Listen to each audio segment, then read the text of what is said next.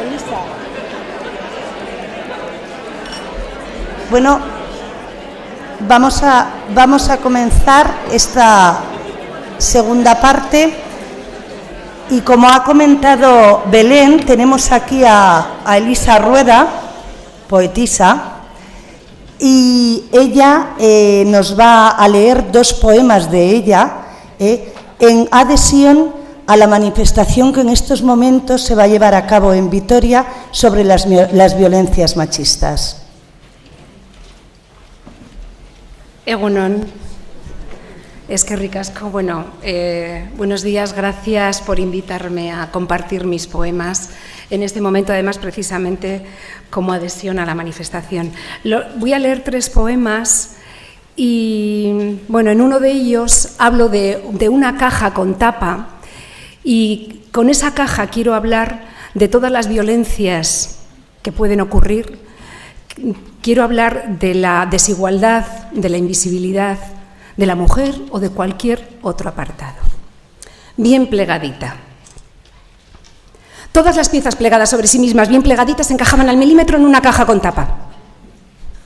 Todas las piezas plegadas sobre sí mismas, bien plegaditas, encajaban al milímetro en una caja con tapa. Así estaba ella, bien plegadita. Estirarse poco a poco, pieza a pieza, desplegarse. Sueño de juguete sin libro de instrucciones. Montarse a sí misma y después tirar la caja y la tapa. Voz de mujer. Sin gritar, puedo utilizar mi voz aguda de mujer para explicarte mi opresión. Puedo hablar de un juguete plegado en una caja con tapa para enseñarte mis cadenas. Puede que no sean siempre necesarias palabras que muerdan para anunciarte mis decisiones. No quiero sentirme maniatada otra vez por el lenguaje. Puedo reivindicar con diminutivos, aunque no lleguen a la altura de tus ojos.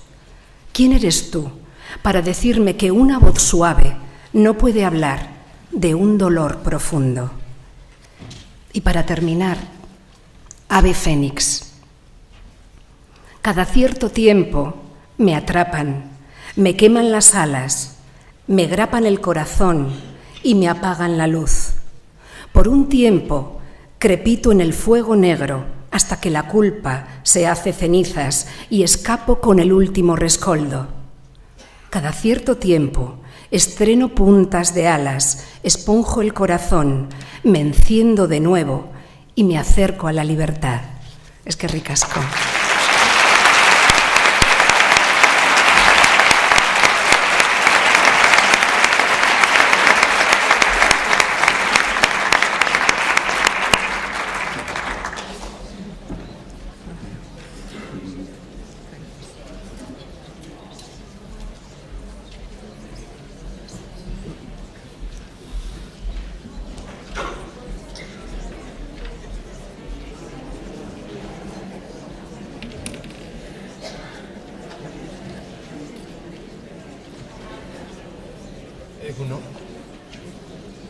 Egunon, eguerdion, eta eskerrik asko denoi, eskerrik asko bereziki antolamendukoei gu gonbidatzeagatik, atsegina da guretzat eta ohorea zuekin astitxo hau partekatzea.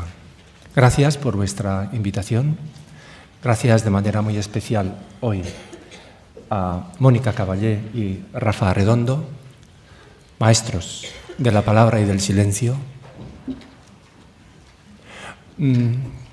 Lo he escuchado esta mañana, ayer no pudimos estar. Me parece que son también una forma de decir lo indecible, o al menos lo que no se dice, lo no dicho, en toda esa profusión de mensajes y de palabras que llenan los medios. Bueno, pues nosotros, sobre todo Rafael Redondo y Mónica Caballé, quieren hablar también de eso indecible, esencial, para que la palabra sea viva y vital. Como veis, el título de esta sesión es Conversación a tres. Conversación a tres, que es conversación a dos, más otro, ¿no? Que ni siquiera soy yo.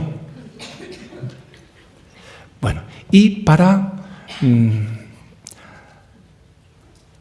este tema, palabras y lenguajes para lo indecible.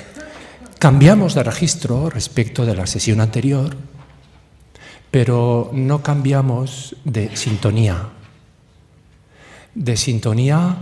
para el sonido esencial de lo real, el sonido y el silencio de lo real, o el clamor silencioso, el silencio clamoroso de esa realidad oculta, que se nos oculta bajo intereses turbios. Pues de eso mismo seguimos hablando.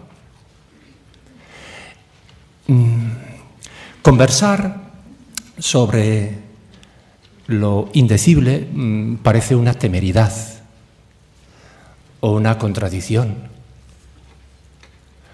o quizá una gracia. Yo creo que es siempre una gracia y es siempre la gracia de toda conversación en lo que tiene de auténtico. Sugerir lo indecible. Como los discípulos de Emaús, puesto que los que estamos aquí y venimos y nos sentimos enraizados, con raíces libres en la tradición cristiana, celebramos el tiempo pascual y la historia de los evangelios de los discípulos de Emaús, pues nos sigue sugiriendo esto mismo, que vamos a hacer. Los dos caminantes de la vida, con todas sus decepciones, hablan de lo que no ven y sin embargo camina con ellos. Y el ausente, presente, les aborda, les pregunta. Y esa presencia invisible y ausente y sus preguntas les guía más allá de sus palabras, a la vida, a la historia, que tienen que renovar, ¿no?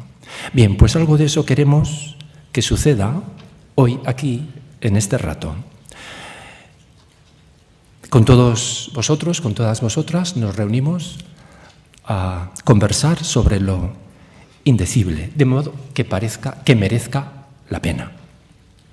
Y vamos a hacerlo con estos dos caminantes de la vida y de la palabra, que son Rafa Redondo y Mónica Caballé.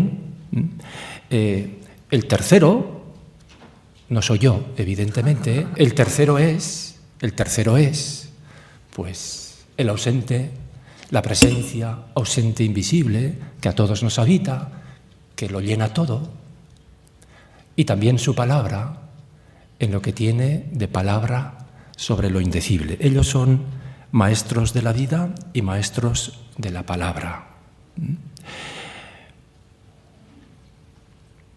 Lo indecible y sus palabras son necesarias para guiar nuestra vida, para guiarnos en ese nudo de intereses y mentiras en los que la palabra pierde su dignidad y su vocación. Por eso buscamos también hoy palabras para lo indecible. Vamos a centrarnos más, si queréis, en las palabras de lo indecible en el campo religioso, tradiciones espirituales, pero como veréis, rompemos todo límite, toda barrera confesional. Absolutamente. Pues bien, antes de pasar directamente a eso, os propongo, tal como estamos, hacer un minuto de silencio.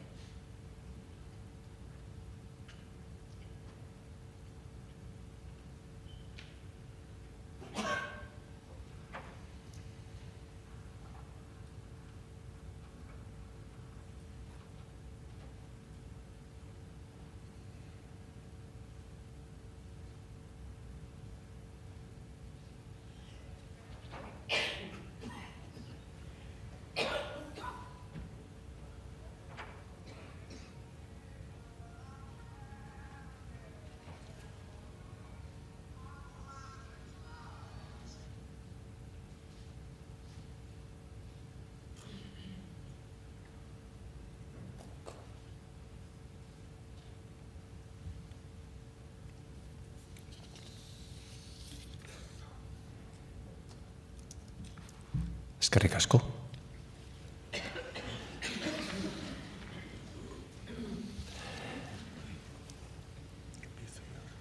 Voy a deciros una palabra de presentación sobre Rafa Redondo y Mónica Caballé, aunque, bueno, pues en este caso sí que sobran las presentaciones, ¿no? Son muy conocidas.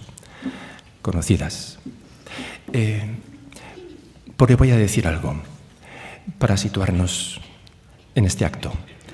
Mónica Caballé nació en Las Palmas, de Gran Canaria, es doctora en filosofía y diría que más importante que eso es fundadora de la Escuela de Filosofía Sapiencial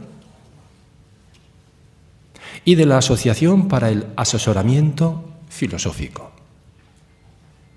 Después volveré. Es conocida por muchos de sus libros sobre filosofía, bueno, filosofía perenne y de manera muy especial sobre la tradición sapiencial del Oriente, hinduismo, budismo, y por todas sus publicaciones sobre filosofía como arte de vivir. Entre sus libros destacaría La sabiduría recobrada, Filosofía como terapia, La filosofía maestra de vida, Arte de vivir, arte de pensar, Sabiduría de la no dualidad y La experiencia mística, que es, creo, su último libro, ¿no? Comenté a Carlos que quitaran ese título porque no he escrito ningún libro que se llamase. Bueno, de hecho, tengo curiosidad en ver cómo ha llegado ahí ese título de ese libro. Porque no. Perdón. Muy bien. Bueno, la vocación, está claro, la vocación de Mónica es la filosofía sapiencial. Ha afirmado ella que hay que quitar las telarañas a la filosofía. De modo que la filosofía se convierta en arte que enseñe a vivir. Y a eso se dedica ella. Trabaja fundamentalmente en una consulta de acompañamiento filosófico.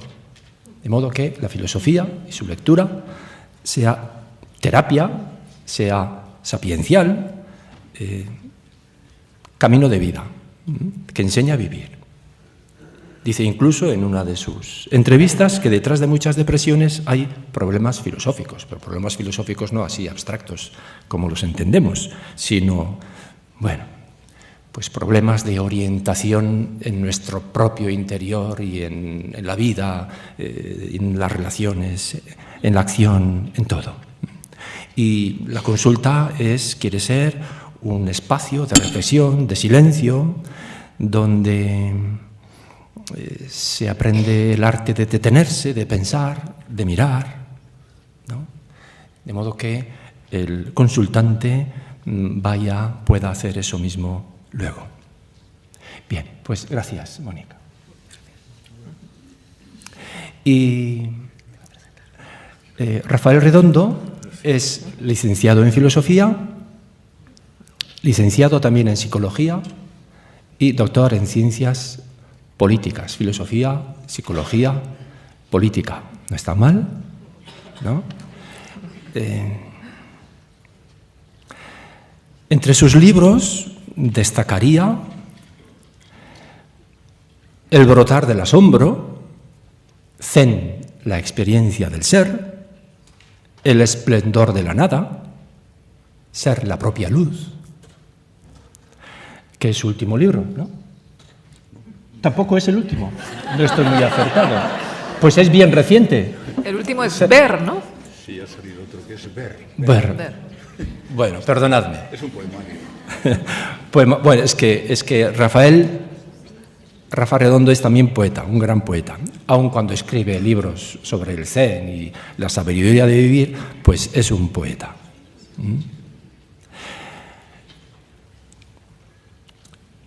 Willigis Jäger, que muchas de vosotras conoceréis, le reconoció maestro Zen y le orientó a dedicarse a introducir a otras personas al Zen y acompañarlas en su camino. Y eso es lo que ha hecho y eso es lo que sigue haciendo. Y para ello también, de alguna forma, se apartó, se desvinculó de la línea de Jäger y hoy atiende la comunidad Zen de Bilbao que se llama Ipar Haizea, un bonito nombre, Ipar Haizea. Ipar significa norte, pero norte significa también estrella polar, orientación, horizonte, y Haizea, viento, espíritu, aire. Rafa Redondo asegura que el Zen es el vacío, la nada, y el secreto está en quitarse de en medio. Y eso es lo que él suele decir muchas veces, que quiere hacer, quitarse de en medio. Pero hoy está en medio, de modo que hoy tiene que... Bien, voy a pedirles a los dos que, en primer lugar, empezando Rafa Redondo, nos narren brevemente, en 5-8 minutos, su trayectoria vital, la trayectoria que os ha traído hasta donde estáis en la vida hoy. Antes se me ha olvidado decir, Rafa Redondo me escribió el otro día: me siento un caminante que deja caminos y halla otros. Es que no sé. Bueno, pues... me siento un caminante que deja caminos y halla otros. Es que no sé. Así terminaba. Bien. Bueno, pues que nos presenten su propia trayectoria vital durante 5 o 8 minutos. Sí. Empieza Rafa. Gracias. Mi trayectoria vital se reduce sensible... Sí, sí. Dale al botón. Así. Sí, gracias. Bueno, de todo, gracias por vosotros, por estar aquí. Gracias a vosotros por participar de esta no palabra.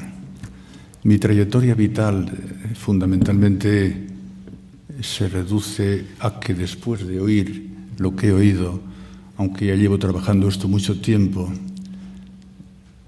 no hay nada que decir. Lo mejor ha sido ese minuto de silencio. Por lo tanto, si no hay nada que decir, también tenemos que hablar, ¿verdad, Mónica?, de la nada. Esa nada que a veces anonada, y que no es una nadería. Mi trayectoria vital no está en el tiempo. Cuando está en el tiempo, me agobio un poco, sobre todo cuando veo, como ahora en este caso, llevo así 24 horas, que mi sordera lleva camino de la perfección. Y en este sentido, bueno, pues a veces cuando tengo conversaciones digo sí, y me contesta, sí, que mi madre está muy mal, y dices que bien, que bien. Bueno, pues no. Lo que más me impacta es el lenguaje sin lengua. Nacimos sin hablar. Nacimos sin traer con nosotros un lenguaje. El bebé, me llama la atención cada vez más los bebés. Vivo en un piso 19 y hay bebés que como fisgan. Me repito mucho, me repetiré hasta que me vaya a la otra parte. Sí, nacimos oyentes, fisgando, miramos. Lo nuestro era el callar, el silencio. Y yo me siento cada vez más niño. La sordera progresiva me ayuda también a callar. Después fuimos hablantes. Nos donaron la palabra, nos la regalaron. Y ahora, en el otoño de la vida, hay que devolver esa palabra. Pero devolverla con cariño, responsablemente. Lo que vivo no se reduce a una trayectoria, sino a algo atemporal. Es escuchar esa eterna y esta extrema cercanía de lo indecible. y le tenemos que poner palabras. Intentamos con zozobra poner esas palabras. Escuchar la extrema cercanía de alguien que es lo que vivo. Te interpela en cada instante, en esa planta, en la mirada de un niño, en el esfumarse de una barra de incienso que se convierte en aroma. El escuchar la extrema cercanía del ser humano hacia su origen. En un libro que me regalaste o que me recomendaste, porque José es un regalo desde hace unos meses que nos hicimos amigos, he entendido en la carne, en los músculos, en la sordera, en el manoteo, lo que es el espíritu que te mueve. Y te doy las gracias, y doy las gracias a la vida. Estoy hablando de mi trayectoria que no tiene trayecto. Estoy aquí y ahora. Es escuchar a la más íntima y extrema lejanía. No son teorías o palabras poéticas solo. Vivo que eso que llamamos Dios, que tiene muchos nombres, cuando más me ha manifestado es en la distancia y a veces en la ausencia, esa presencia que late en la ausencia. Sí es cierto que un místico, un sabio, una sabia, es un poeta. El poeta usa la palabra como un cebo para encontrar la no palabra. Y ahí estoy, en esa trayectoria. Estamos llamados todos, todas. Ayer aprendí de Fidel una cosa, no decir todas y todos los vascos y las vascas, sino las vascas que hay ahora. Pues estamos todas comprometidas, sí, en dar voz, en transparentar aquello que nos invade. Aquellos jóvenes del 68, pues entendíamos que la revolución era importante, había que cambiar las estructuras para cambiarse uno. Y hemos descubierto, quizá un poco tarde, nunca es tarde, que no hay cambio sin cambiarse y sin callarse, sin quitarse del medio. Aunque José es un poco pillo, era conversación a 3 y se ha convertido en 2. Pero bueno, dejémoslo. Sí, nacimos oyentes. Es un milagro ver a un niño cómo escucha, incapaz, cómo oye, y después viene la palabra. Por eso volveremos al silencio algún día. Yo creo que la auténtica espiritualidad es el diálogo entre dos silencios, el encuentro entre dos silencios. Ella y mi escucha, la espiritualidad y mi receptividad, que se da cuando soy nadie, cuando soy nada. Y no es una falsa modestia. Ahora, dentro de unos días, cumplo 75 años y no estoy para engañar a nadie, y menos para engañarme a mí. Y sé con toda certeza y con toda liberación que cuando soy nadie abro las puertas de eso que llamamos Dios. Escuchar no es oír las palabras, sino oír ese aliento en mis acúfenos, el sonido del ser también, aunque esté continuamente, ¿qué dices? ¿Qué dices? Dejémoslo. El ser tiene eso que llamamos Dios, tiene una desmesura. Empleé esa palabra a raíz de ese libro que me recomendó José. Esa desmesura de la presencia. No quiere, a ver si me explico, no venimos al mundo a hacer una experiencia espiritual, sino que es el espíritu el que quiere hacer una experiencia en ti. Creo que, y termino, mi trayectoria se centra solo en un texto, y con esto radicalmente acabo, del maestro Eckhart, mi gran maestro. El otro día en las siestas, yo no sé qué me pasa en las siestas, es mejor que la meditación, aparece el espíritu salvaje, sopla donde quiere, a mí me soplan las siestas, sí, una monjita me decía, ¿y dónde? ¿A dónde tengo que ir? En cualquier parte. Yo en el sagrario, pues yo en el cine, me decía uno, en la letrina, en todos los sitios, todo lugar es sagrado. Y claro, voy a ver si encuentro, aquí está, tantos papeles, si veréis lo que hay aquí, tantos papeles, y Mónica tan... Justo. Pero fijaos qué gozada este gran maestro Eckhart, qué gozada. Está en la página 90 de Tratados y Sermones. Yo cuando era progre, aquellos del 68, no me imaginaba leer, que cayera en mis manos un libro con este título. Tratados y Sermones, pues sí. Erich Fromm dice que es la persona más revolucionaria de la historia. Dejemos eso, dejemos la opinión. Dice Eckhart, y me dice, y yo de paso te digo, porque me hace vibrar, me he apropiado de ello, has de saber que en esta vida nunca hombre alguno se ha desasido de sí mismo sin haber descubierto que debe desasirse más aún. Hasta aquí parece que es una negación, un suplicio. Son pocas, añade, las personas que reparan bien en este hecho y perseveran en tal actitud.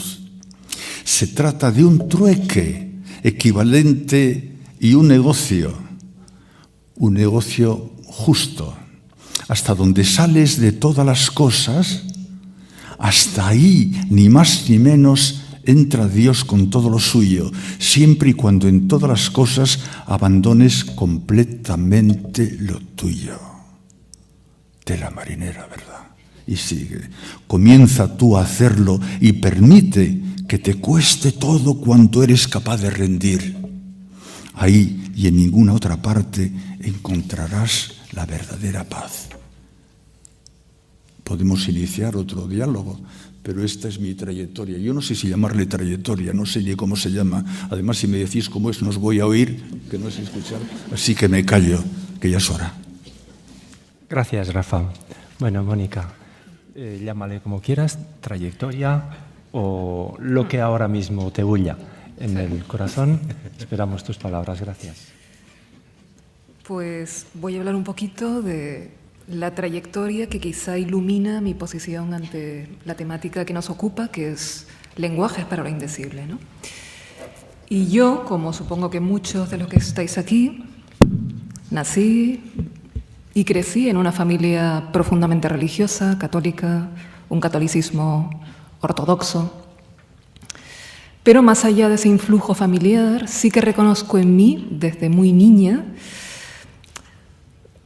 que la dimensión espiritual, entendida como algo mucho más amplio que lo religioso, era connatural. Siempre sentí una inclinación muy intensa hacia eso y buscaba estar en contacto con expresiones en la naturaleza a través de las lecturas, a través de gestos humanos, allí donde las encontrara, también a través de la educación religiosa que recibía, en que pudiera encontrar esa belleza, ese bien, esa verdad con mayúsculas en las que, bueno, como decía, sentía esa inclinación y ese anhelo por contactar con eso. En mi casa había afortunadamente muchos libros, había una biblioteca muy amplia y además de libros de literatura que leía con avidez, también leía con avidez libros de filosofía, de espiritualidad, con el deseo de, insisto, entrar en contacto con esa dimensión en la que me sentía en casa. Se insiste mucho en que la búsqueda espiritual se inicia siempre desde un sentimiento de carencia, desde el sufrimiento. En mi caso no era así, era sencillamente, había alegría en ese contacto, había un anhelo de comprensión y había una sensación profunda de reconocimiento. Como antes decía, la sensación de que ahí estaba mi elemento y ahí estaba en casa, ¿no? Y digamos que esa dimensión espiritual ha sido tan connatural en mí que no recuerdo ningún momento en que haya dudado de la veracidad de esa dimensión. Para mí era como dudar del aire que respiro, ¿no? Y digamos que esa confianza metafísica, espiritual, esa confianza básica me ha acompañado siempre. Pero en ese entorno, digamos que mi inclinación espiritual, que era natural, a veces se dice que en los niños no hay genuina espiritualidad, yo no lo siento así. en mi caso creo que era genuina, se encauzó a través de lo que tenía a mano, que era pues la religiosidad familiar. Y esto fue positivo en algunos aspectos y creo que en otros no tanto. Al final todo es positivo si se aprende de ello, pero fue una experiencia ambivalente. Por una parte, en lo que es la religiosidad católica, hay una tradición riquísima de filosofía, de espiritualidad, hay una gran sabiduría perenne y de alguna manera me alimenté y me nutrí y dialogué con todo eso y eso fue un enriquecimiento muy claro. Pero junto a eso, en el mismo pack, por así decirlo, se colaron también otros elementos que no se corresponden con la espiritualidad entendida en un sentido genuino, desde mi perspectiva actual, que incluso son contrarios a la espiritualidad, pero que parecían intrínsecos a el hecho religioso, y hablo, por ejemplo, del moralismo, del concepto de pecado y de culpa, de la importancia de la obediencia a una autoridad y la interpretación como soberbia de lo que podía ser un ejercicio de sana autoconfianza, la confusión de el deseo de ser mejor con la construcción de un yo ideal bueno. Digamos que habían otros elementos que fomentaban otro tipo de emociones, de temor, de sumisión, de cierta dependencia, de impotencia. Y en mi adolescencia yo me tomé muy en serio mi compromiso religioso por esa inquietud intensa que sentía en esa dirección. De alguna manera esto se colapsó porque habían dos dinámicas dentro de mí que tenían lógicas contrarias, aunque yo interpretaba que las dos formaban parte de esa vivencia religiosa. Y esto hizo que entrara en crisis, una crisis sana, purificadora, porque de alguna manera todas las respuestas que yo había asumido de segunda mano me dejaron de valer. Y, por así decirlo, entré en un estado de no sé, de no saber. Pero esa confianza básica que siempre me había acompañado seguía ahí, eso en ningún momento lo perdí, y cuando no se sabe, pero queda esa confianza, lo único que cabe es la aceptación y de alguna manera mi práctica se redujo a eso, aceptar. En ese caso, aceptar la duda, aceptar mi confusión, aceptar el vacío que había dejado la muerte de esos referentes ideales, aceptar el no saber, aceptar la soledad, aceptar lo desconocido. Y un día, en un momento dado, todo cambió. Y esas respuestas llegaron, pero llegaron por otra vía. Ya no eran respuestas discursivas, sino que la respuesta fue un estado de ser. Y donde había dudas, había aparecido claridad, donde había lucha y división interior, una sensación de simplicidad y de libertad, y donde había cierta soledad y desorientación, una sensación profunda de unidad, de intimidad. Y esto para mí marcó un antes y un después radical en mi forma de entender y de vivir la espiritualidad y la religión. Porque, insisto, las respuestas ya no eran respuestas discursivas, era sencillamente un estado de ser.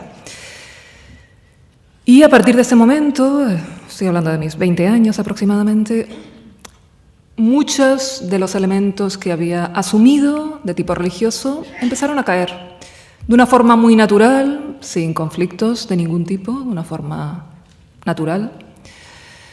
En todas mis lecturas de la tradición católica, pues básicamente me quedé con el Evangelio y con los místicos, y se ha nombrado al maestro Eckhart. Hace poco rescaté el libro que tenía desde entonces y es un libro que está casi desintegrado de lo que lo he leído, lo he subrayado, ha sido un compañero, ¿no?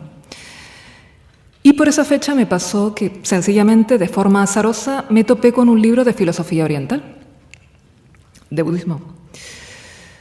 Y fue un auténtico encuentro porque encontré expresado de una forma desnuda, directa, sin parafernalias teológicas, con una sencillez que me pareció bellísima, eso.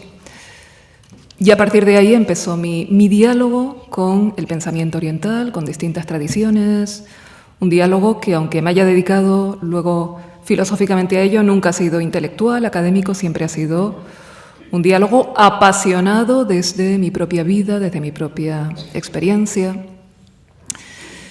Y en esa época que estaba estudiando filosofía, me pasó también que empezaba a leer la filosofía de otro modo. Y también el paso por Oriente me ayudó a leer la filosofía de otro modo. Y ya cuando hablaban del ser, para mí ya no era eso un concepto abstracto ni lejano, sino era una experiencia viva, y también eso me hacía interpretar muchos de los autores que a mí me enseñaban con un determinado sesgo, con otro sesgo muy diferente. De aquí también mi necesidad de recuperar otra forma de entender la filosofía que siento que había quedado eclipsada, pero eso nos saca de esta cuestión, ¿no? Y claro, esto que estoy contando, digamos, ese encuentro, esa experiencia íntima, ese diamante que, por así decirlo, luego en distintos momentos de mi vida me ha ido revelando distintas facetas, pero todo esto forma parte de mi experiencia íntima, ¿no? Le decía a Rafael que tengo mucho pudor en hablar de estas cosas, porque para mí que me pregunten por mi vida interior es como que me pregunten por mi vida sexual, ¿no? O incluso me resulta más violento porque siento que la espiritualidad es lo más íntimo, ¿no? Pero yendo un poquito a lo que nos ocupa, también esto tuvo sus consecuencias en el lenguaje espiritual, ¿no? Por una parte, esa experiencia, ese cambio de paradigma en mi vivencia de lo espiritual, de lo religioso, hizo que tuviera que hacer lo que comentaba antes Ángeles, ¿no? Un lavado del lenguaje, ciertos lenguajes ya no me valían. Y, por ejemplo, de niña, pues, como todos los que hemos tenido una educación religiosa, que nos hemos tomado en serio, pues, oraba, rezaba. Y en torno a esta inflexión de la que antes hablé pasó una cosa curiosa, y es que en esos momentos que dedicaba a la meditación, al silencio, a la oración,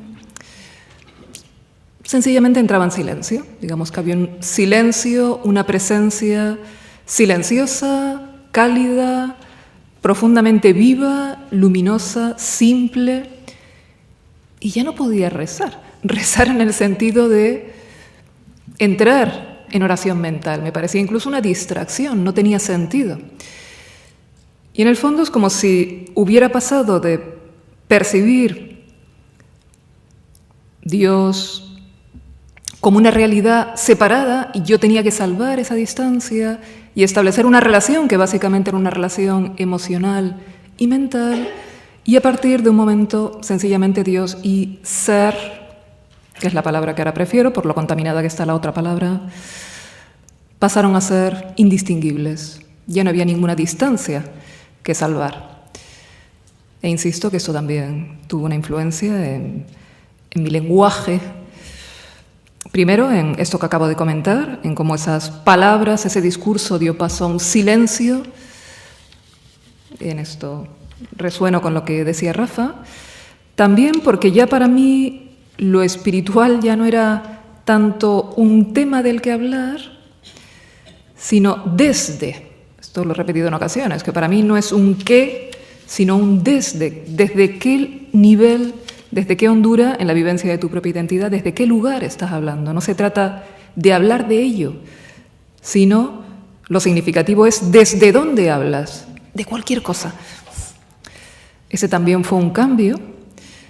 Digamos que Dios, el ser, como se quiera llamar, ya no era la experiencia de algo, sino el desde, la raíz de cualquier experiencia, fuera del tipo que fuera.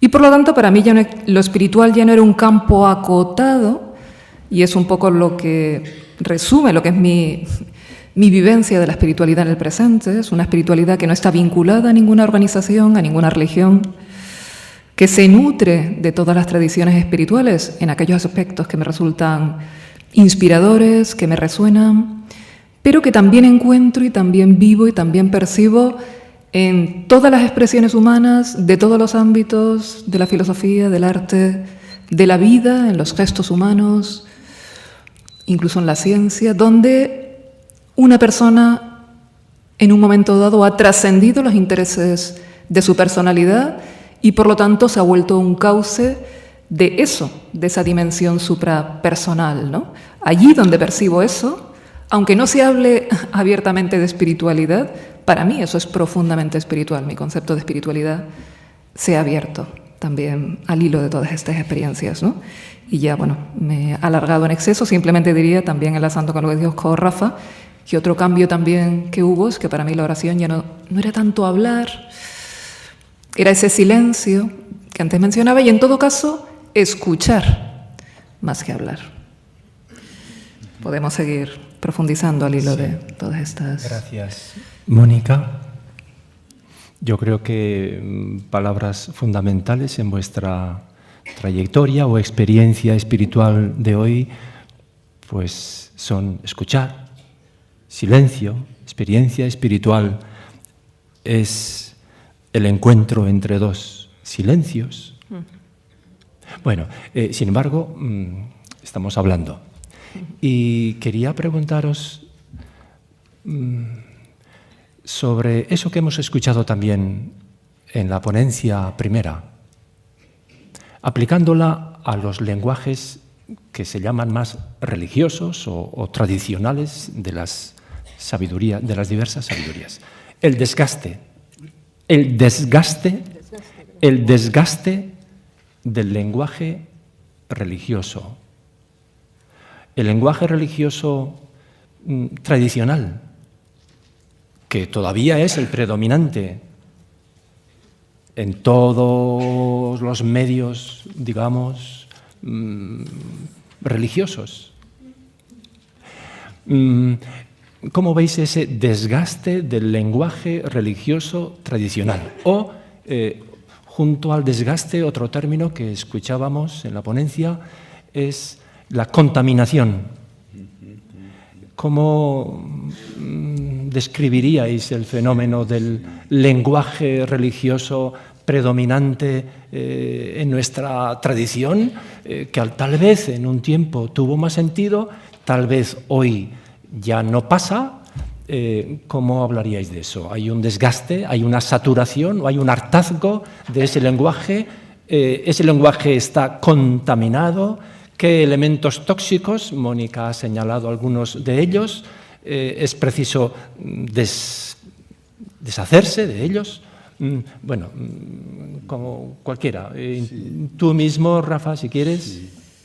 Sí, yo creo que, hombre, sí, la palabra en general y sobre todo en este lenguaje religioso, no digamos la palabra Dios o la palabra ser o la palabra Atman, cuando se usan y se ve enseguida fuera de la experiencia, te das cuenta que está intoxicada esa palabra. Se puede convertir en ideología, se puede convertir en dogma, se puede convertir en creencia. De hecho, por eso viene ahí, creo yo, el desgaste. Julian Green, me viene ahora de repente ese novelista, estoy hablando de los años 50, cuando él quería transformarse en católico y observaba a los, decía, católicos salir de misa, y dice en un párrafo de la novela, no me acuerdo qué novela era, Moira, no sé, es igual, bajan del Calvario y vienen hablando del tiempo. Pero dejando eso, que es, no creo que es solo una anécdota, la palabra Dios, ¿qué quiere decir? Depende de quién la diga.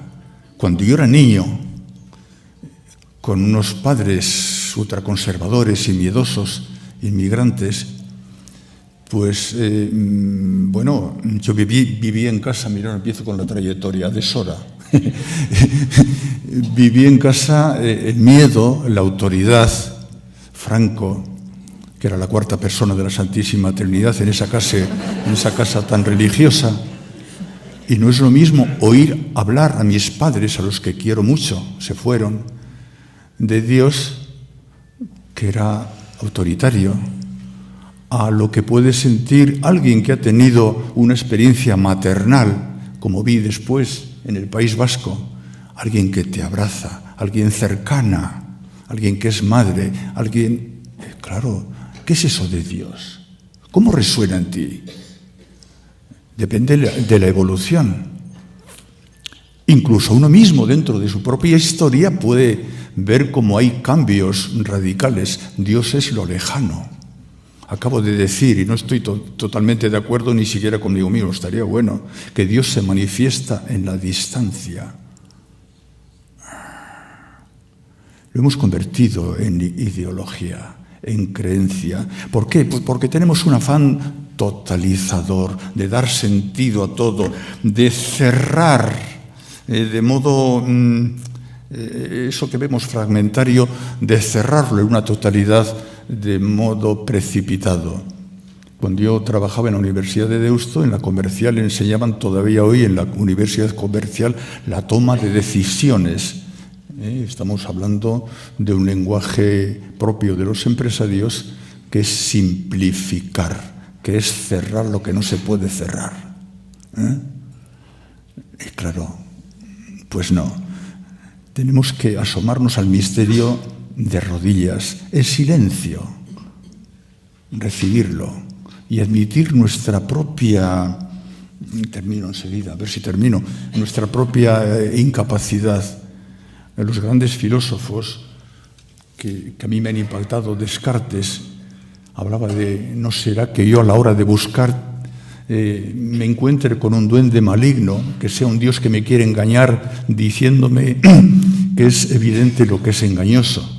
Pero siglos antes, no sé si 12 o pocos más, Agustín de Hipona decía, Señor, que cuando yo te busque a ti no salga otro en vez de ti. Sabían bien lo que es el lenguaje, sabían bien ese afán totalizador, esos elementos ficticios añadidos para cerrar algo y convertirlo en una teología.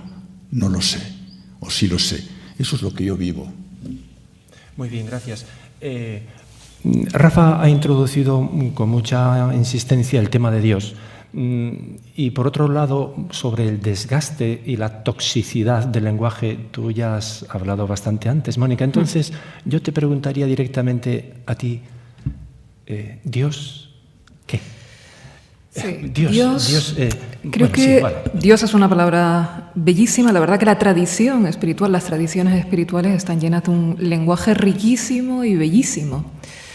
El problema, lo que da vida, lo que da sentido a esos lenguajes y lo que permite que no se desgasten es la experiencia, ¿no? El desde que decía antes, ¿no? Desde dónde se dice, desde dónde se pronuncia esa palabra, ¿no? Eso es lo decisivo, más que la palabra en sí, porque cualquier palabra va a ser inadecuada, ¿no? Pero en concreto creo que la palabra Dios es una palabra muy contaminada, muy contaminada.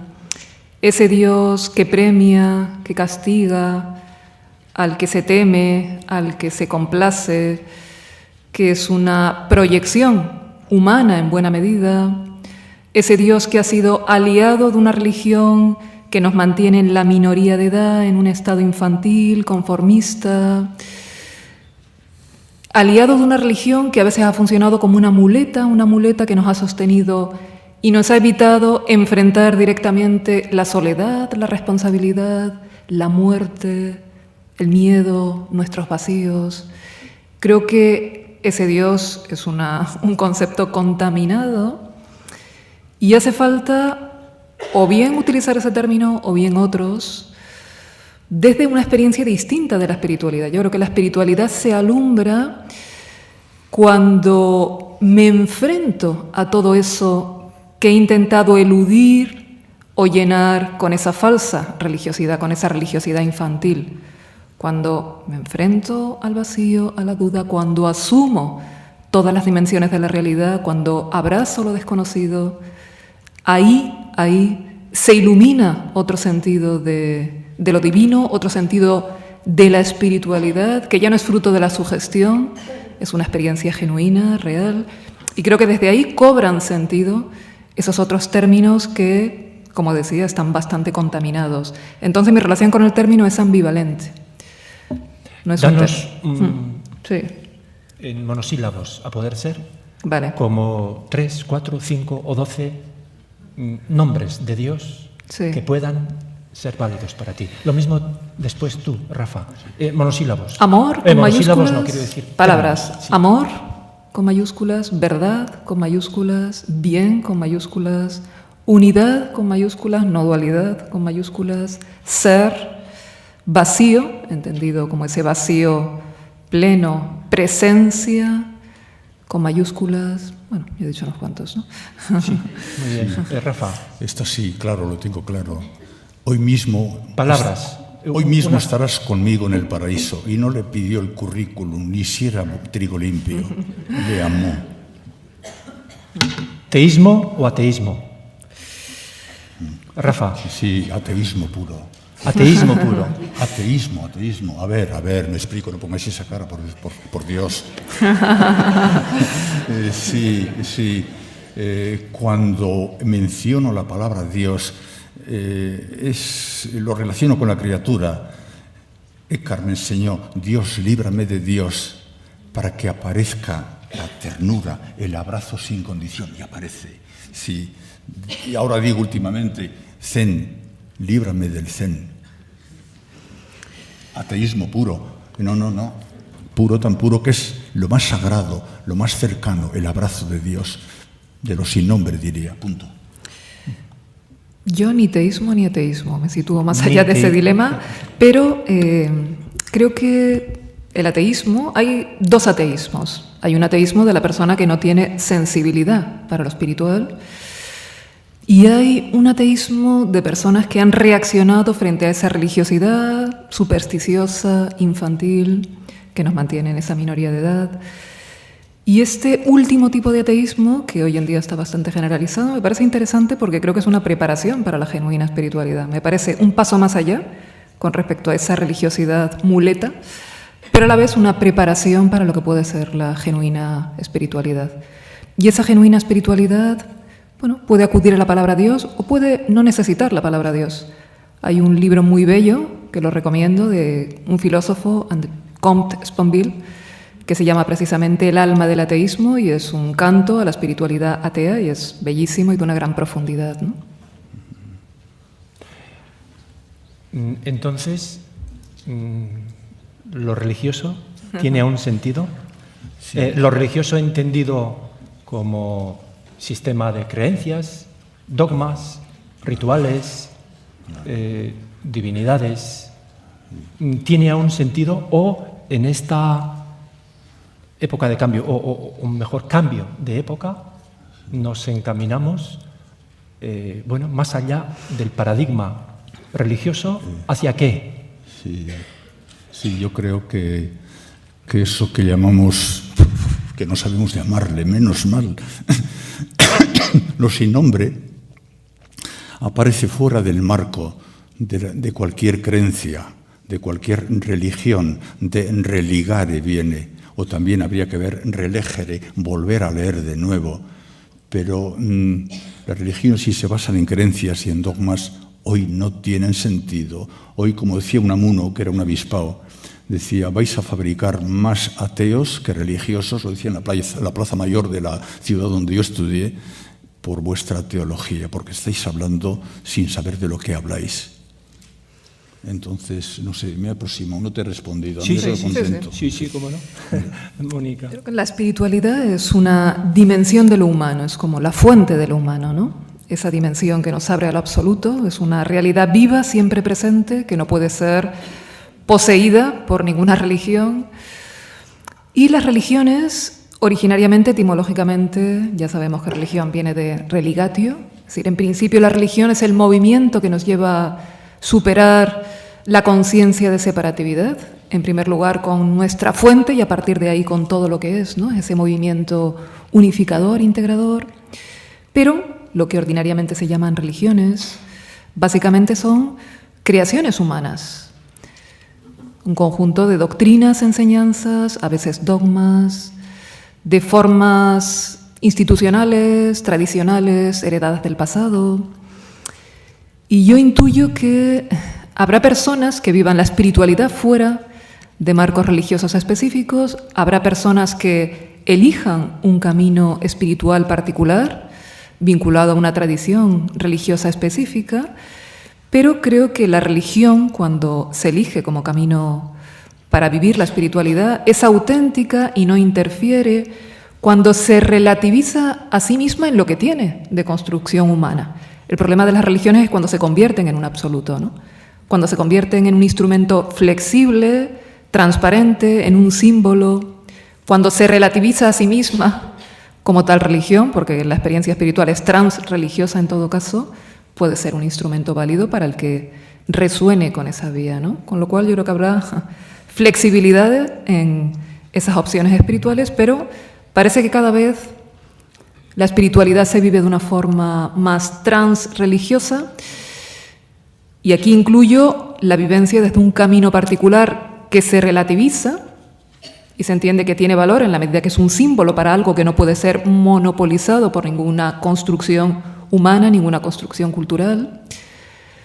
Y cada vez será más transracional, ya no prerracional, supersticiosa, mítica, sino vivida con esa madurez.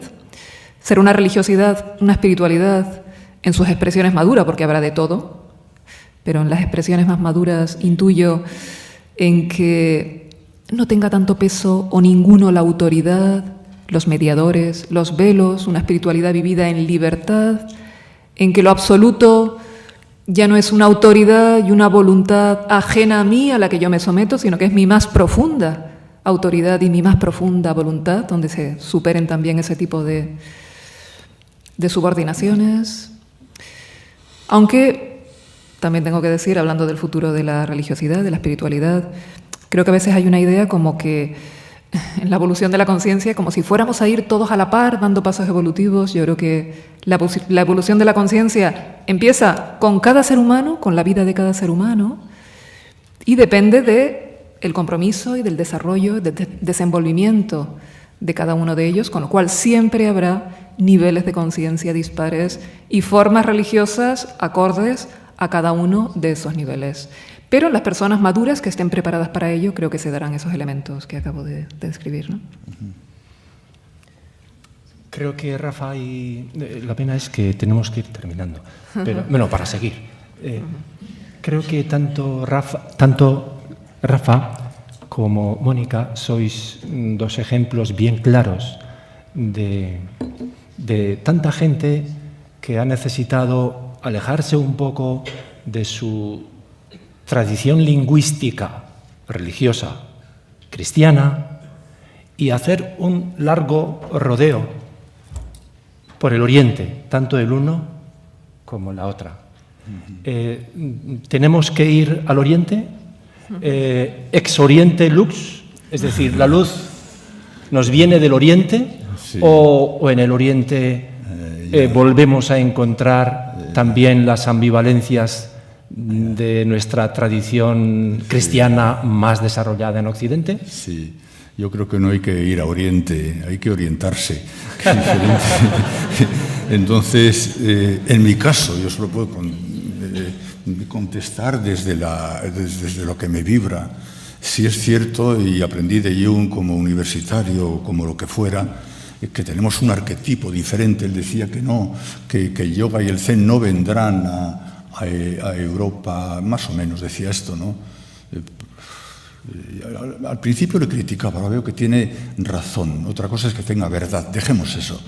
Pero es un arquetipo diferente. Esa compasión directa, tierna, materna, femenina, yo la añoro. Ese tú, lo otro de mí, no lo encuentro en Oriente. No digo que no exista, sino que mi arquetipo no es ese. Ha dicho Mónica, no sé qué, un abrazo sin condición, te he entendido en mi sordera. Yo busco un zen que abrace.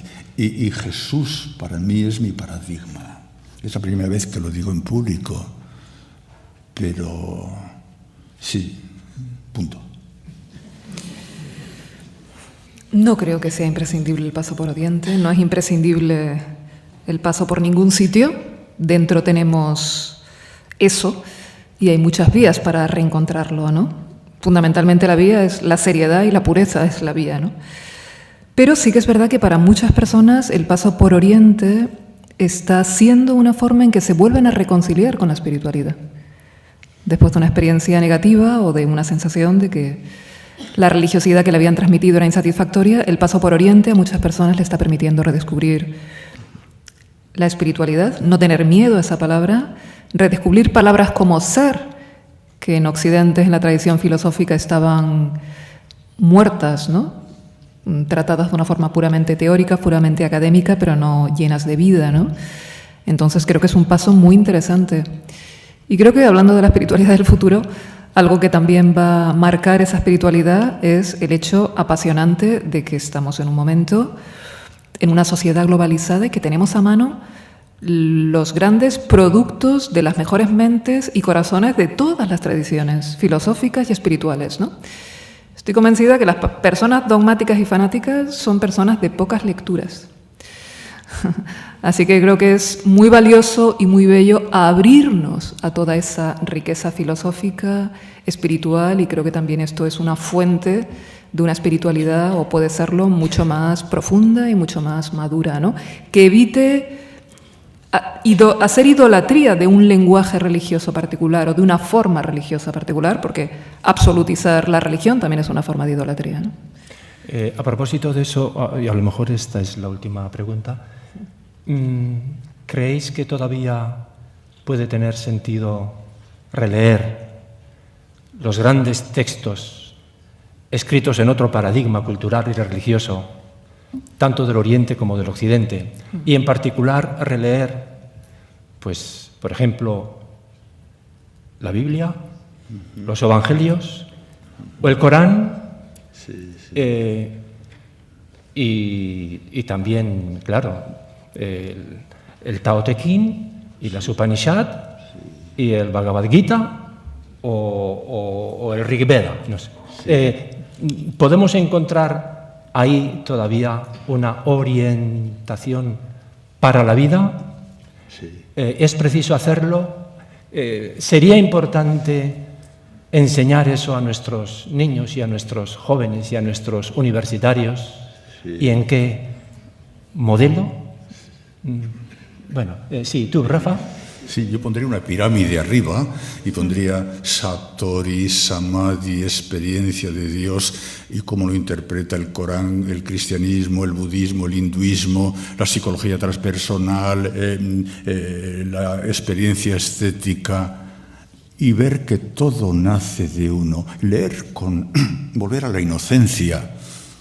En ese sentido me atrae Jesús, pero me atraen otros, por supuesto. Es posible, te respondo, y es necesario, porque hay mucha verdad acumulada, una trayectoria, y tú eso lo sabes mejor, de una experiencia vivida.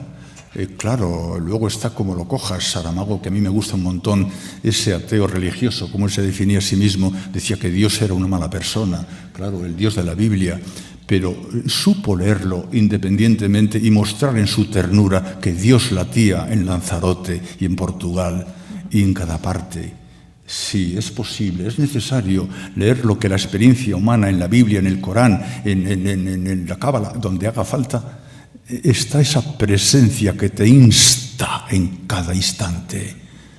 Es un patrimonio de la humanidad. La experiencia, llamaré, de Dios, del ser, es un derecho de nacimiento, y esos hombres y mujeres lo han ido transcribiendo y escribiendo a través de los siglos. Verlo de modo libre, como decía Eckhart, aunque le costó la Inquisición, se murió antes, no le cogió tiempo, vacío y libre, porque el vacío es plenitud. No sé si te respondo. Sí, y Mónica, y a ti te añadiría igual un matiz. Y ¿tú estableces alguna diferencia entre esa filosofía perenne que tanto te ha interesado y tanto sigues leyendo y enseñando como sabiduría vital, y las grandes tradiciones llamadas religiosas a la hora de esa sabiduría vital que te interesa? Es interesante que si uno acude, por ejemplo, a la filosofía antigua, que hay textos maravillosos de la filosofía antigua de Occidente, los presocráticos, en Sócrates, en Platón, en escuelas postsocráticas, en el estoicismo, hay cosas maravillosas, ¿no? O si acudimos a filosofías orientales, has nombrado el Tao Te Ching. Creo que no hay un texto más bello y más exquisito y más delicado y más profundo desde mi sensibilidad que el Tao Te Ching, ¿no? Que el taoísmo metafísico, Chuan Tze también, ¿no? O si uno acude a textos filosóficos del mundo índico, ¿no? Algunas Upanishads, ahí donde está el límite entre filosofía y espiritualidad. No existe. Creo que es artificial ese límite. Ese límite tiene sentido cuando se confunde la espiritualidad como una dimensión de lo humano con la religión como una estructura de creencias, de dogmas, de doctrinas. Pero si nos remitimos a la experiencia pura, allí donde Dios y ser, como diría Eckhart, son indistinguibles, ¿no? Bueno, él hablaba de la supradeidad, eso lo dije yo, no lo dijo Eckhart, hace un ratito. Ahí desaparece ese dilema, ¿no?, entre filosofía y espiritualidad. Entonces creo que la filosofía sapiencial es otro camino para despertar y para el desarrollo de esa dimensión espiritual, ¿no? No me resisto a haceros una pregunta un poco mal formulada y con esto, una pregunta un poco mal formulada para terminar y bueno, para seguir. Entonces, ¿qué os parece? ¿En la escuela pública, en la enseñanza pública, en la educación pública o en la universidad pública hay que enseñar la religión? Sí, bueno, la religión no, pero está la vida. La vida. Yo he estado 20 años en la pública y 19 en la privada, en Deusto y en... Yo creo que aparece en la bondad, en la búsqueda de la verdad. Y eso lo he visto en la comunidad científica, sobre todo. Por eso decía los ateos. Pero está lleno de limpieza también, porque en lo público hay mucho privado. Cuidado, eso es otro lenguaje, ¿verdad?, para otro día. Pero hay mucha limpieza, mucha búsqueda de verdad. Y eso para mí es Dios, o sea, es el ser, llámale, en los dos sitios. Lo he visto, tanto en mi experiencia en Deusto como en la Universidad del País Vasco y en Salamanca y por ahí. He visto limpieza, sí, sí, sí. Muy bien, Mónica. Yo creo que no conocer las grandes tradiciones espirituales es una laguna muy empobrecedora, sí. Yo agradezco haber tenido ese contacto con esas lecturas, con esas tradiciones, y lo considero una laguna. Otra cosa es la enseñanza en la escuela pública de la religión en un sentido confesional. Ese es otro tema y ahí soy partidaria de la separación, de la gran conquista entre la separación religión y Estado, ¿no? Lo que pasa es que aquí también hay un tema, y es que como habitualmente se confunde espiritualidad y religión, y como no procede que lo religioso entre en contacto con lo público, y parece que esa ha sido una gran conquista de nuestro tiempo, se hace una falsa generalización y parece que lo espiritual tiene que estar apartado de la política, de la educación, y creo que son dos cosas que hay que diferenciar claramente. Me parece una gran pérdida no conocer los grandes textos y la trayectoria de las grandes tradiciones espirituales, ¿no? Gracias. No cabe ni en lo público ni en lo privado. Sí, ahora aplaudís, pero fuerte, ¿eh? Ni en lo público ni en lo privado. No cabe eso. No cabe. Así que daremos otra semana para ver si cabe o no cabe. Con lo cual tiene cabida vuestro aplauso, que ya es hora, hombre, poco de orden.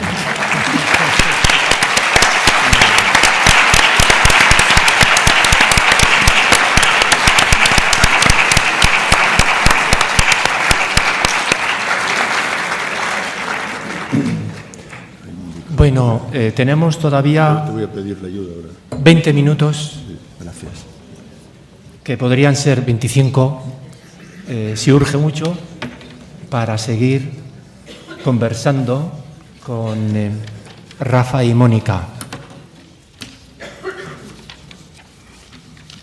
No sé si os veo. Mientras alguien se anima, una pregunta que... bueno, sí, vale, pues adelante.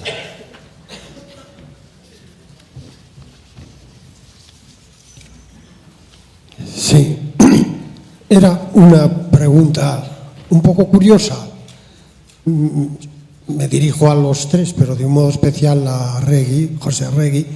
Recuerdo que cuando tuviste aquel problema con Munilla o el obispo, no sé, salió en los medios que tu vida cambió, tu vida teológica cambió muy radicalmente después de haber leído, recuerdo, estoy hablando de memoria, tú me dirás, al gran teólogo, ¿verdad?, Urs von Balthasar.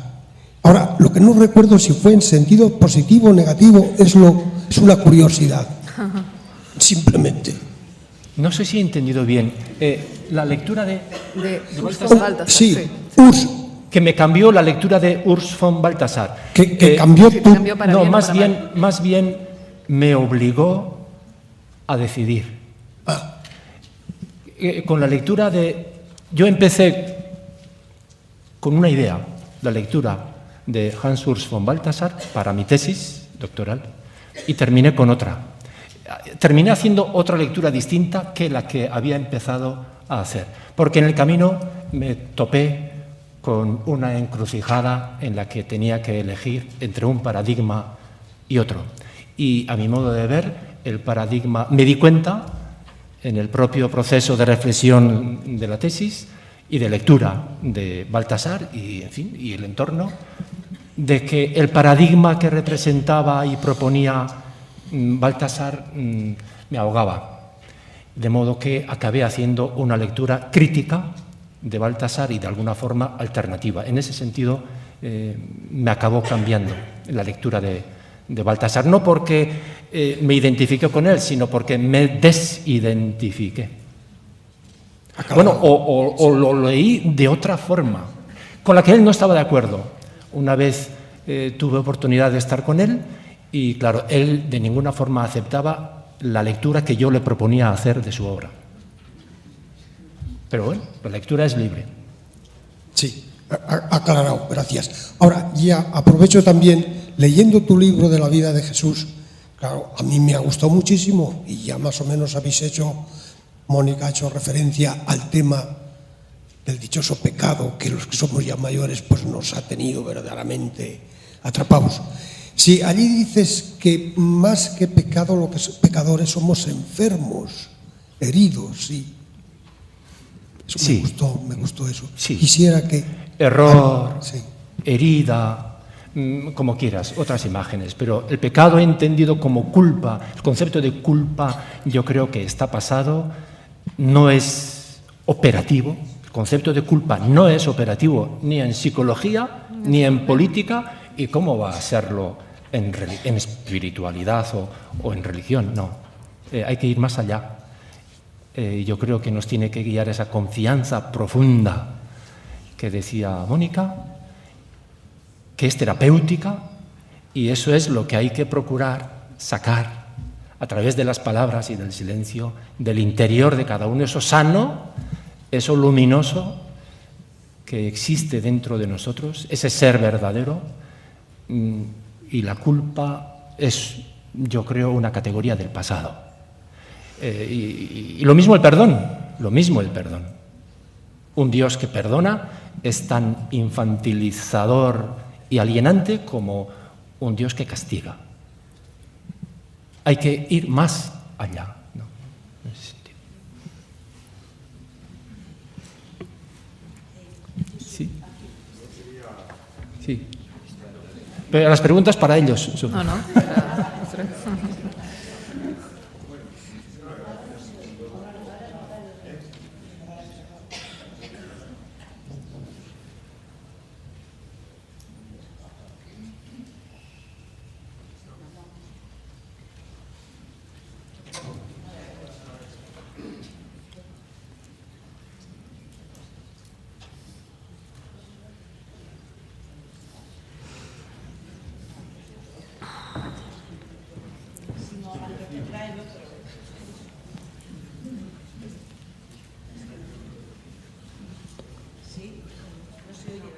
No. Bueno, a viva voz. Sí, también. Menos Pero Rafa, ya lo sí, tiene bueno, ya. ya. Adelante. Parece que el micro se ha puesto en sintonía con vuestro mensaje de que lo más importante es indecible. Bueno, muchísimas gracias por vuestra comunicación, esa trayectoria que decíais y que yo creo que nos ha hecho sintonizar. Yo os lo agradezco de verdad. Pero hay una cosa que yo he echado en falta en esos nombres de Dios.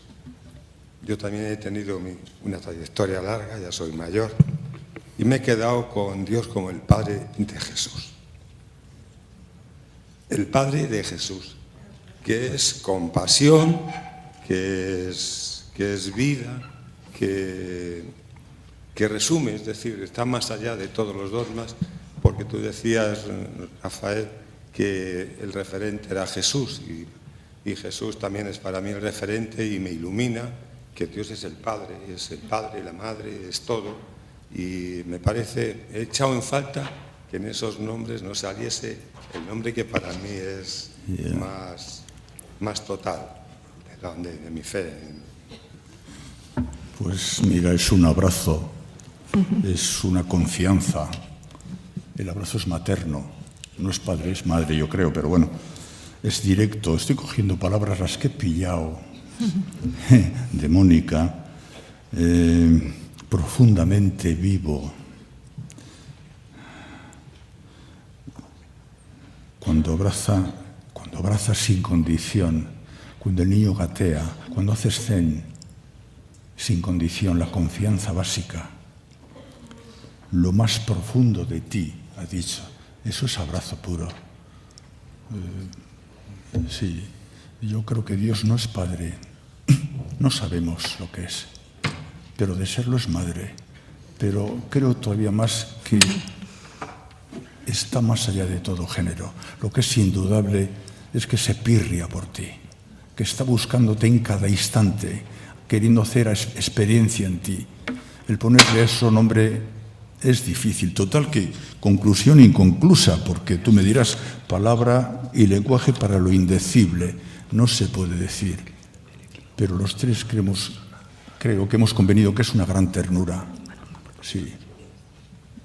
Cuando digo Jesús, no lo circunscribo solo a él, ni mucho menos. Es un modelo de otros Jesuses y de otros Budas.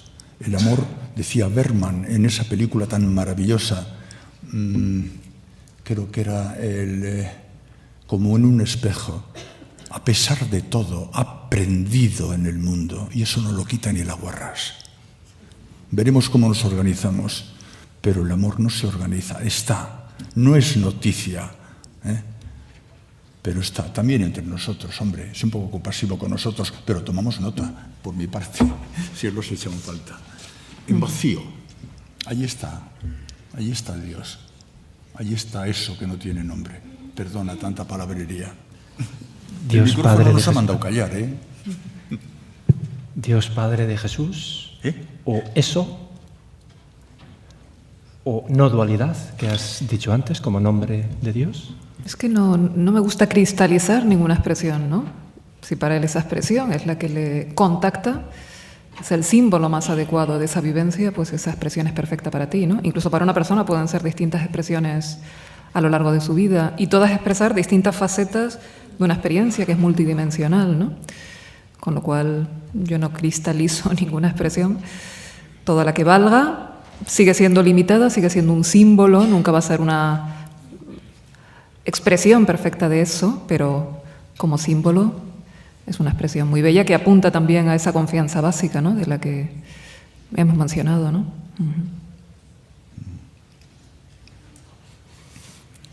¿Una otra intervención? Sí, por aquí. Sí. A ver, por aquí. José, por aquí. Perdón, luego por aquí. Quería plantearos a los dos o a los tres, me da igual, en el ambiente en el que estamos, de la tradición cristiana de la que provenimos, en la que yo he nacido y estoy haciendo mi trayectoria, hay un asunto que me gustaría saber cómo lo traducís a un lenguaje que es imposible de traducir, pero que sería el tema de la resurrección. Algo central en la fe cristiana, ¿no? De manera que Pablo dice, si Cristo no ha resucitado, vana es nuestra fe, pero cómo, superando el paradigma antiguo, ¿cómo lo traduciríais o cómo lo vivís o cómo lo podríamos comentar entre nuestros contemporáneos del siglo XXI? Porque a mí a lo más que he llegado es a lo que últimamente me han dicho, que morir no es lo contrario de vivir, sino lo contrario de nacer o lo opuesto, pero Me gustaría una palabra vuestra, cómo lo entendéis, más que cómo lo entendéis, cuál es vuestra experiencia para que podamos seguir avanzando ahí. Gracias. Yo creo que un símbolo que está muy presente en distintas tradiciones, en la tradición cristiana es muy claro, ¿no? Y esto es recurrente, la necesidad de morir para renacer. Yo creo que apunta a un salto de nivel de conciencia, al salto del nivel personal, me comentabas un ratito, aclara eso, ¿no? Al nivel transpersonal, del yo individual erigido en un absoluto, que eso da lugar a una determinada vivencia religiosa, a descubrir que la fuente de tu identidad, que hay una voluntad con mayúsculas más amplia que te sostiene, una inteligencia mayúscula más amplia que te sostiene, una vida con mayúsculas más amplia que te sostiene, y que rendirte a la lógica de eso que irrumpe no es una enajenación, sino que es redescubrir tu identidad más radical y más central, que trasciende tu mera individualidad, tu mera particularidad, ¿no? Yo creo que ese salto en la vivencia de la propia identidad, que es abrirse, en la terminología de Eckhart, ¿no? O en una expresión también oriental, al fondo último de nuestra subjetividad, donde no hay esa dualidad entre Atman y Brahman, entre el ser y Dios. Ahí creo que tiene sentido esa metáfora. Si no morimos literalmente a nosotros mismos, no hay ese renacimiento, ese renacer, esa nueva vida. Creo que ese es el sentido simbólico de esa expresión, ¿no? Morir a nuestras falsas seguridades, morir a tantas cosas que permiten ese renacer, ¿no? Sí, lo cojo por intuición o por telepatía, ya no sé cómo cojo, pero... Resucitar. ¿Tú esperas resucitar, tú, o quitarte de en medio, o volver a ser tú? No sé, son conceptos. Hemos resucitado antes del Big Bang, o sea que eso no está en el tiempo. Ya estábamos allí, resucitar. ¿Te parece poca resurrección caer en la cuenta? Aquí lo tengo en mi chuleta, fíjate. Lo seguro de esta inseguridad es que nuestro vivir se extiende más allá del pensamiento y de la voluntad. Esto no son palabras. Hemos resucitado antes de nacer. Estábamos borrachos de eternidad. Hombre, claro, morir a cada instante, ¿qué es eso? Suena a masoquismo, me dicen mis compañeros de psicología antiguos. No, de masoquismo nada, monada, de eso nada. Es plena vida, plena vida.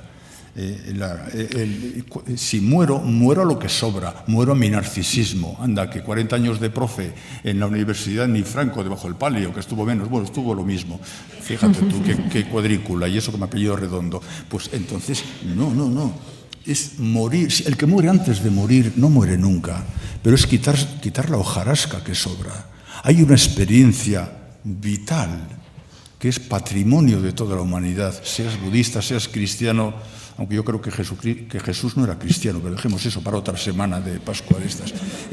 Pero que cuando te quitas del medio, eso aparece y además no tiene otro remedio. Eso que llamamos Dios no es tan omnipotente porque le obligas a que venga. Te haces nada y te desarrollas con Él porque Él es pura nada, puro vaciamiento. Y en esa nada eres Dios. Claro, a condición de que no te endioses, tela marinera. Le he dado 2 vueltas porque te he entendido mal y te explico peor, pero conclusión inconclusa, ¿verdad? La conclusión ha quedado muy clara. Que la conclusión ha quedado muy clara. La conclusión ha quedado muy clara. Tu conclusión ha quedado claro. Sí. Bueno, a ver. Creo que el maestro Eckhart es un ejemplo de la lectura interior de ese tipo de realidades, ¿no? Creo que en todos los tratados y sermones del maestro Eckhart hace una lectura interior profunda del significado de esos arquetipos, ¿no?, del Evangelio. Y me parece un referente en ese sentido interesante. A ver, sí. Vale, gracias. Muy bien. Hay palabras que parecen indecibles en espiritualidad. De hecho, no han salido, pero que tal vez, dichas de la manera más limpia, pueden considerarse plenamente espirituales. Por ejemplo, la palabra política, justicia igualdad, sororidad, tierra madre y su cuidado, etc. ¿Son espirituales o no? Sí. Es que al final, cuando la espiritualidad es el fundamento de todo lo que es, cualquier cosa es el rostro de lo absoluto, ¿no? Y lo que es incluso la religiosidad devocional se amplía. Cualquier manifestación de la realidad es un rostro de eso, ¿no? La naturaleza, tu pareja, tus hijos, cualquier ser humano. Y todo eso se traduce en lo que estás diciendo, en que es imposible disociar la espiritualidad del compromiso con el cuidado, con todas esas dimensiones de la realidad, ¿no? No hay predicados, no cabe ningún predicado. Perdón, quería decir que no cabe eso en ningún predicado. Lo rompe todo. No sé si estoy respondiendo. Igual me tengo que retirar ahora, pero sí, ya para siempre. Ningún predicado, ninguna religión, ninguna palabra puede con la no palabra. Las palabras son un cebo, para ver si pillamos la no palabra. Hugo Mújica, Roberto Juarroz, pocos más. ¿Y tú? Pues venga, que ya es hora a utilizarla. Bueno, siguiendo con palabras, hay un concepto, una frasecita que a mí me mueve, ¿no? Y me motiva, que es el temor de Dios. Es una curiosidad acerca de eso. Creo que podría ser interesante buscarle una cierta profundidad a ese concepto que en apariencia suena muy mal, ¿no? Pero que creo que esconde algo importante. El temor de Dios. Y digo temor de Dios, quizás... Bueno, ese temor de Dios se puede interpretar como miedo, obviamente ese sentido no es rescatable. Temor a Dios. Exacto. Y hay un temor de Dios, temor divino, no sé. Sí, que tiene otro sentido, efectivamente. Y yo lo interpreto como un profundo respeto. Hay cosas a las que hay que acercarse con temor y temblor. Yo me he acercado con temor y temblor a hablar de esos temas, porque creo que me produce cierto pudor tocar y hablar tanto de estas temáticas. Hay que aproximarse a esto con temor y temblor, ¿no? En ese sentido, de un profundo respeto, de un cuidado por no manosear, por no respetar como merece lo sagrado. En ese sentido, creo que efectivamente es rescatable, ¿no? Yo efectivamente creo que hay que distinguir lo que nos suena la expresión temor de Dios o miedo a Dios. No tendría, a mi modo de ver, nada que ver con lo que acaba de decir Mónica sobre respeto o reverencia de la realidad o del misterio, lo sagrado, o Dios como la fuente, el corazón del ser. No. Respeto y reverencia nos liberan. El miedo nos angosta, nos angustia. Miedo de Dios es perversión. Respeto y reverencia es ensanchamiento. Sí, no hay que temer. El único pecado era la ignorancia. Vete y no peques más, entérate. Entérate, te dice. El único pecado es la ignorancia. Vete y no peques más. Es decir, atiende, no te distraigas. Mira quién eres. Pero hasta la palabra pecado está ya tan contaminada. Hombre, claro, vaya que sí, lo han utilizado. Pero el único error es la ignorancia. En ese sentido, todos estos eran profetas, dieron su vida para que tú la tuvieras. Pero ¿a qué hay que temer? A la vida. A una madre hay que temerla. Nos ha engañado y hemos sido obedientes. ¿Qué va? Es lo que siento. Pero estoy un poco desfasado, dos pocos con los oídos. Voy a dejarlo. Gracias. Vale, adelante. le voy a decir a Mónica una pregunta. Séneca decía que nunca corren buenos tiempos para quien no sabe a dónde va. Como sociedad, lo hemos visto en las diferentes ponencias, nos meten miedo. En el contexto de crisis actual, la empresa privada está tomando conciencia de lo importante que es la meditación, el silencio. Sin embargo, los políticos, la política, el término filopolítica, ¿qué os resuena? Si realmente cuando toman decisiones valoraran la reflexión, el silencio, ¿no creéis que todo cambiaría desde ahí? Y está tan lejos, porque en la educación, lo que habéis dicho claramente, todo lo que es una espiritualidad, es religión. Entonces, a los niños, ¿cómo le transmites también que sí, simplemente eso, filopolítica, ¿qué te resuena o qué os resuena? O política meditada. Sí, la pregunta sería que ¿a dónde? ¿Cuál sería la pregunta? Filopolítica. Sí. Política y espiritualidad. No, vale. Yo creo que en bueno, pondré en conexión todo eso. Cabe ¿no? una. Sí. No falta meditación, silencio, interioridad claro. En la política o en los políticos. La espiritualidad es la base de la sabiduría en todos los ámbitos de la vida humana, también en la vida política, y hace falta mucha sabiduría, ¿no? Hay mucha sofística y hace falta mucha sabiduría. La espiritualidad y la política.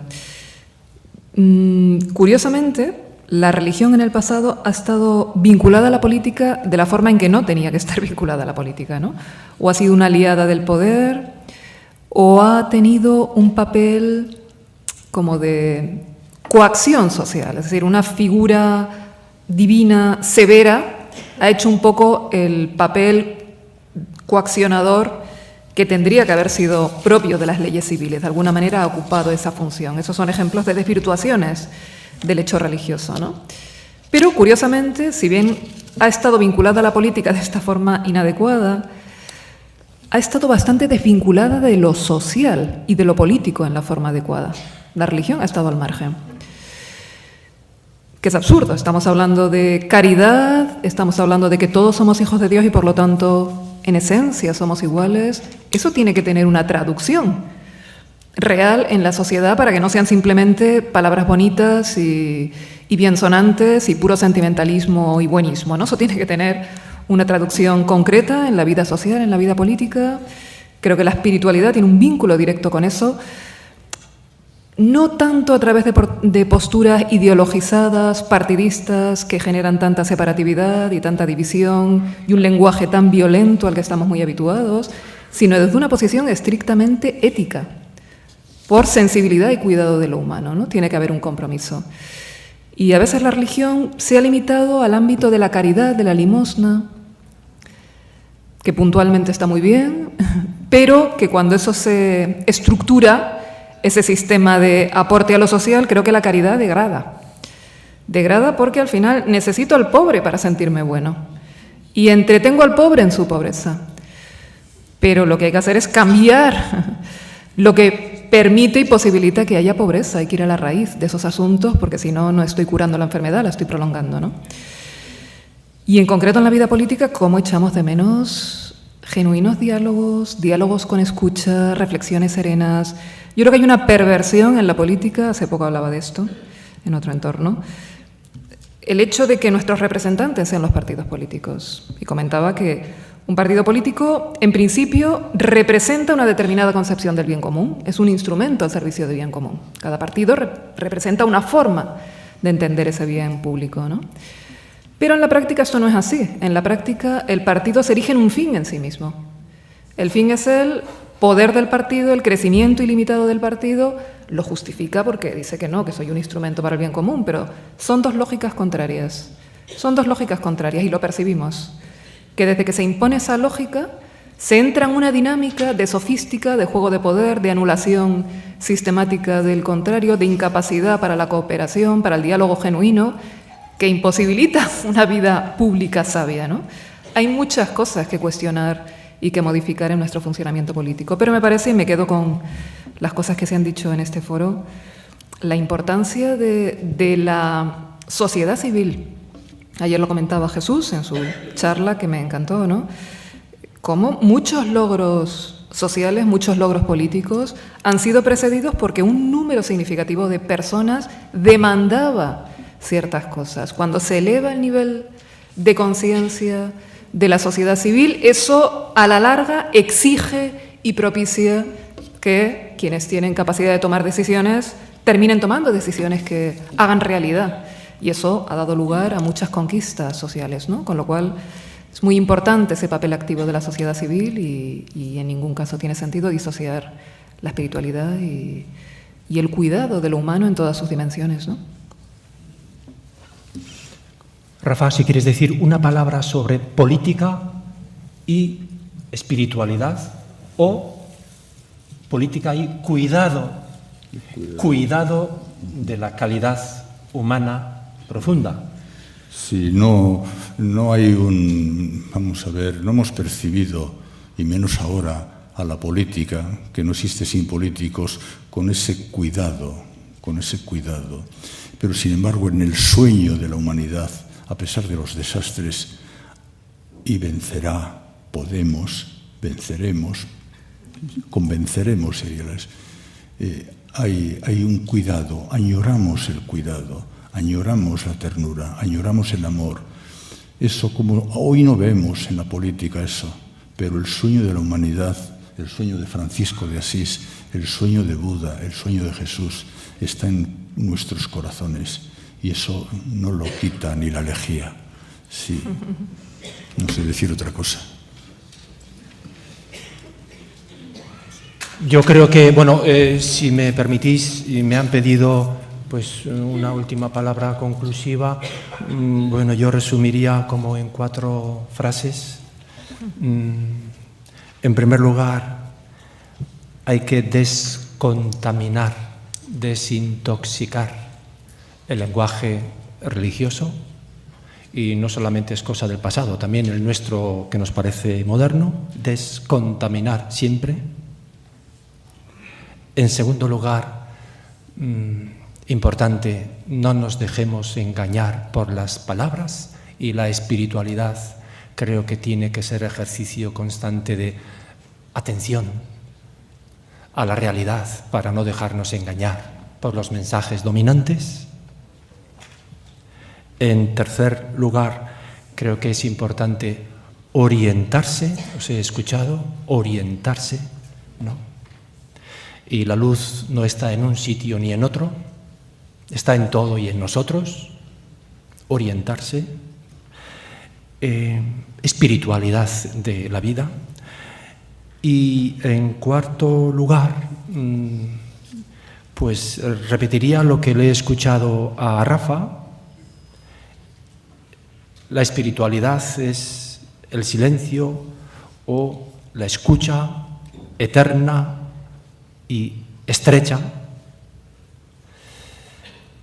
de lo indecible. Bien, y eso porque creemos en que la ternura habita la realidad y nosotros lo añoramos todos, ¿no?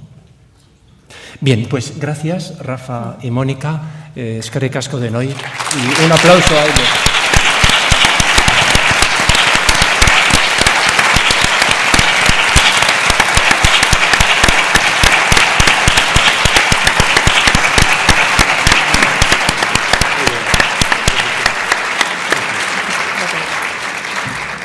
Bueno, pues damos por concluida la mañana. Recordaros que a la tarde comenzamos a las 5 menos cuarto con la ponencia que va a dar Amelia Barquín sobre los lenguajes con los que construimos la desigualdad.